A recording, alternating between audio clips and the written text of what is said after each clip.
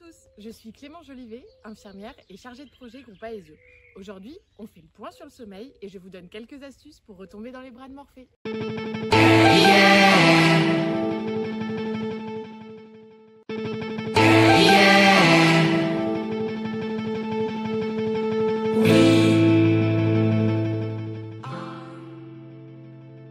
Le sommeil, comment ça marche?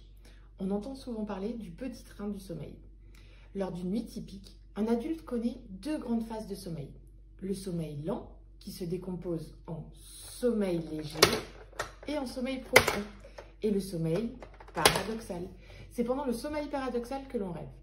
En une nuit, ces stades se succèdent pendant 4 à 6 cycles d'environ 1h30 chacun.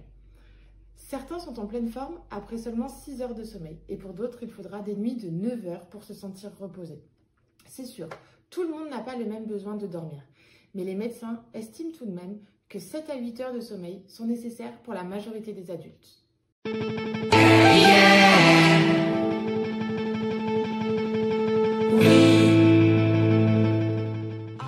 Tout d'abord pour notre cerveau. C'est pendant la nuit que les neurones se renouvellent et que les nouvelles connexions neuronales se créent chez les enfants. Le manque de sommeil peut entraîner de la somnolence, un manque de réactivité, des déficits de l'attention, de l'apprentissage et une hyperréactivité émotionnelle. La privation de sommeil perturbe aussi notre métabolisme.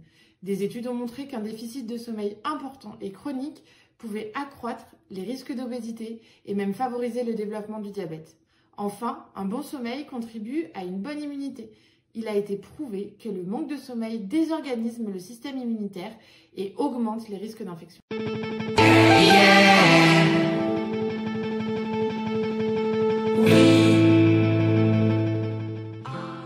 Un bon sommeil, ça se prépare aussi dans la journée. Il est primordial, d'autant plus si on passe beaucoup de temps à l'intérieur, de bien penser à aérer les pièces, et notamment sa chambre.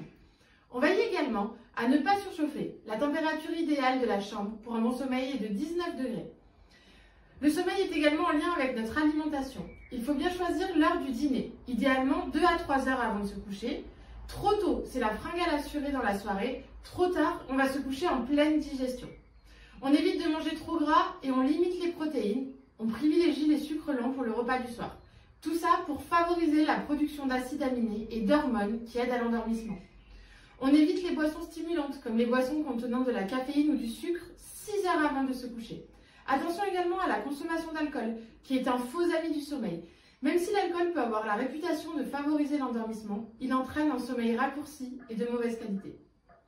L'activité physique pour dormir, oui, mais tout dépend du sport pratiqué et surtout du moment où on le pratique.